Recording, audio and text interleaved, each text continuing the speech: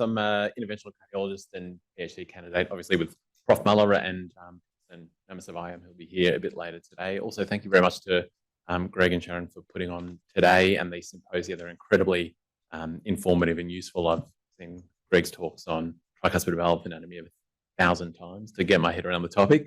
And today I'm going to talk a little bit about cardiac remodeling and how using that information can assist to some extent in perhaps decision-making with respect to treatment of aortic stenosis by using some more refined markers of left ventricular function from an echo point of view.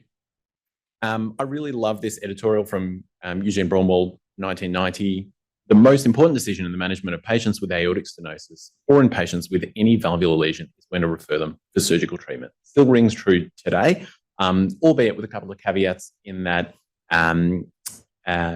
obviously now the risk of treatment is drastically reduced with the advent of transcatheter aortic valve. And a little bit of sort of more of the natural history is more evident now with advanced imaging techniques. As Prof. Scalia alluded to, I felt intrinsically compelled to include this in a talk about aortic stenosis, and I'm surprised I haven't seen it at least 2 more times today. But the classic teaching of the natural history of aortic stenosis is a little bit different now, owing to a variety of things. One being obviously the advent of transcatheter aortic valve, but also patients are facing the prospect of potentially needing multivalvular intervention.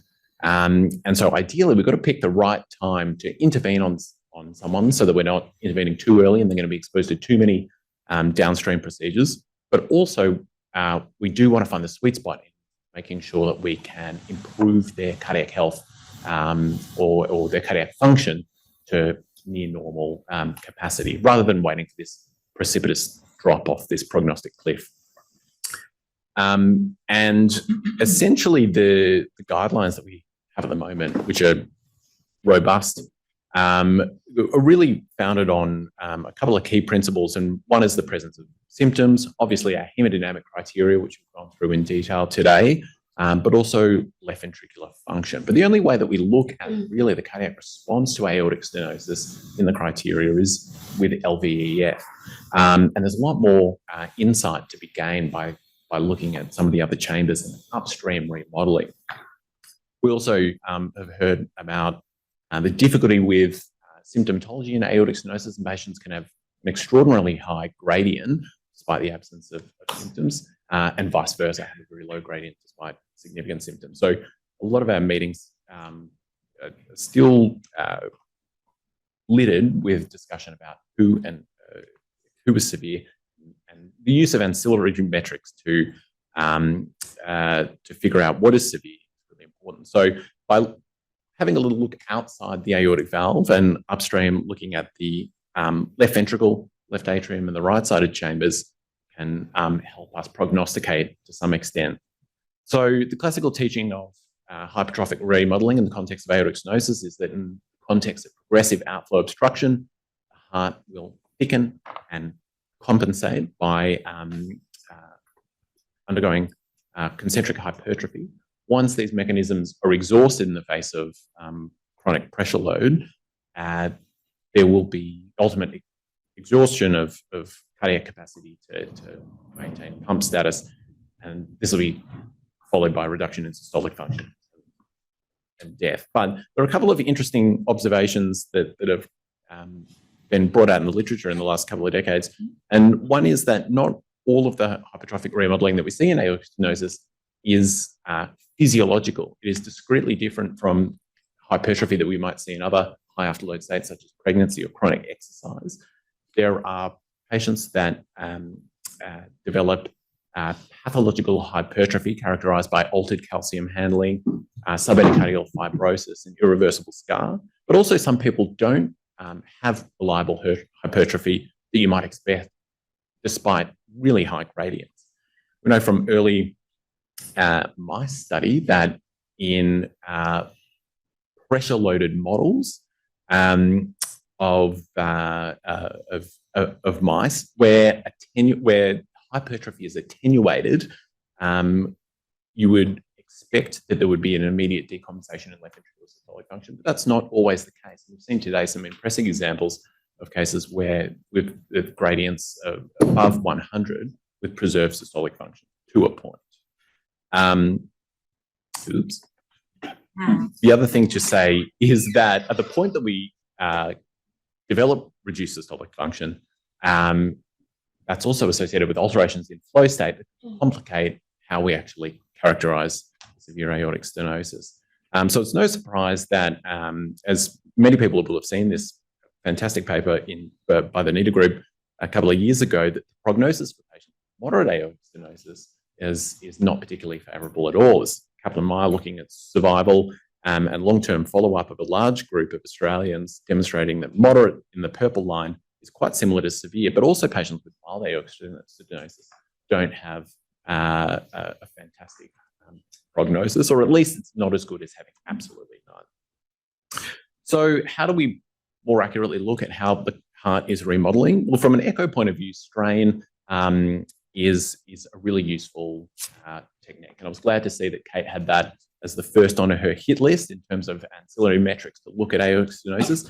And by virtue of the way that the hypertrophy in aortic stenosis manifests in that the subendocardium is particularly sensitive to hypertrophy-related ischemia and fibrosis, longitudinal strain imaging is particularly applicable in detecting subclinical function, even before the ejection fraction drops off. And we know that it correlates really well with cardiac MRI and actual histologically graded fibrosis. And arguably, depending on who you ask, it's minimal added workflow, particularly when you compare it to other modalities such as cardiac MRI, which is another test in and of itself. And there's really a lot of interesting prognostic insights to be drawn out of strain imaging. This is a study of patients with severe asymptomatic aortic stenosis with a normal ejection fraction above 50%, whose ultimate treatment is dictated by their treating physician. And within this group, that, by looking at the criteria just concretely, you would say they're sort of phenotypically similar. There's two clear discrete groups when they're dichotomized by a strain value of less than 15%, which has been validated as a sort of highly prognostic signal. And the patients that have strain less than 50%, despite having a normal ejection fraction, have significantly higher long-term mortality, even when adjusted for having an aortic valve replacement in the follow-up period. There's been further recent metadata published. This is a really nice meta-analysis published by Stens et al., looking at patients undergoing transcatheter aortic valve replacement and the prognostic influence of pre-procedural strain. One of the really interesting things of this paper was that across the board, the studies that were included, strain at baseline was really impaired in all contemporary patients included in these trials, at least, undergoing transcatheter aortic valve replacement. Each incremental reduction in the percentage of strain was associated with worse mortality. And when we look to other chambers of the heart, there's more prognostic information to be drawn out. This is a really nice classification system by Genero and team, published a couple of years ago, looking at different stages of cardiac damage, essentially quantified by the extent of upstream disease. So stage 0, no objective cardiac damage, but not using strain imaging. Stage 1, with some degree of left ventricular dysfunction or diastolic dysfunction, moving more upstream until there was significant right ventricular dysfunction. And obviously that captures a lot of different disease states, not all necessarily related to the aortic stenosis. Some can be bystander disease, but nonetheless, this demonstrates really important prognostic information. This was applied to the partner study, which is the main initial study looking at high-risk patients undergoing transcatheter aortic valve replacement. And the first thing to notice is if you look at the numbers at risk, the amount of people that are in the stage 0, i.e. no cardiac damage group, is very small. Not many people have no degree of cardiac damage, although the prognosis is much better. And when we look up to stage 4, with a sort of worst degree of cardiac damage, a quarter of people are dead by 12 months. Another group have applied strain imaging to this staging system and demonstrated that strain, when broken up into quintiles and sequentially added to the staging system, does improve the prognostic power of the model. And we note that it's got better discrimination of patients essentially in an early stage of disease and worse survival for patients at a higher stage, and it essentially reclassifies patients mainly from lower stages to higher stages, owing to the sensitivity of strain imaging and being able to detect subclinical left ventricular dysfunction. What would have been really interesting to see in this paper, though, is quantifying left atrial and right ventricular damage by strain imaging itself, because we can do strain imaging on the left atrium and right ventricle as well, which again is minimally added workflow depending on who you ask. But there's important prognostic insights to be gained from this as well. There's not many studies looking at left atrial strain, but we had a quick look at the data and published this meta-analysis quite recently. And again noted that left atrial dysfunction and left atrial dilatation is rampant in the patients that are undergoing transcatheter aortic valve disease. And that's got prognostic implications as well as putatively having some implications with respect to downstream incident AF and the associated risk of stroke with that. What we found, though, that interestingly, after transcatheter aortic valve, your left atrium does shrink, and your at least your reservoir function of the left atrium, as quantified by strain imaging, does improve. Whether or not the actual quantity of improvement in your left atrial function and size has meaningful prognostic benefit is yet to be determined.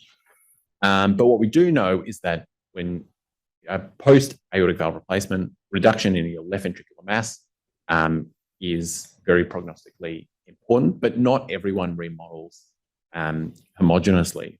Again, when we quantify left ventricular function by strain imaging, we note that transcatheter aortic valve replacement or aortic valve replacement is associated with an improvement in strain, but the literature is quite variable in sort of the magnitude of improvement and what is driving improvement in certain subgroups of patients undergoing valve replacement. So the implications really from the data at hand are that baseline dysfunction, particularly the left ventricle and left atrium, is really underappreciated in the absence of strain imaging, but it's highly prevalent. Worse baseline damage equals worse prognosis, and reverse remodeling is prognostically important. And we know from at least some of the studies that the failure to remodel is associated with worse prognosis, and the reasons that patients might not remodel as much as we would hope related to the severity of their baseline left ventricular dysfunction, the severity of their baseline hypertrophy at the time of procedure, any evidence of paravalvular leak post-procedurally, so obviously suboptimal outcome from a procedure can lead to adverse ability of the patient to remodel thereafter, as well as patient prosthesis mismatch. And all this putatively has implications for downstream procedures thereafter.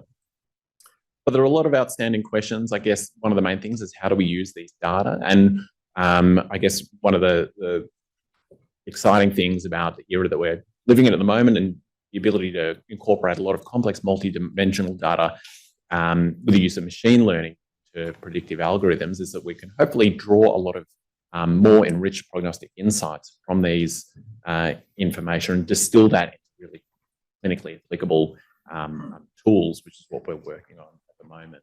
Whether or not earlier intervention based on a damage classification system is beneficial is yet to be elucidated, and whether or not specific medical therapy to augment remodeling is beneficial is not yet known. There are some small registry studies looking at use of ACE inhibition and beta blockade separate from patients with known heart failure with a reduced ejection fraction, purely for the purpose of augmenting left ventricular strain postoperatively, and there's some mixed results, but no prospective data as yet.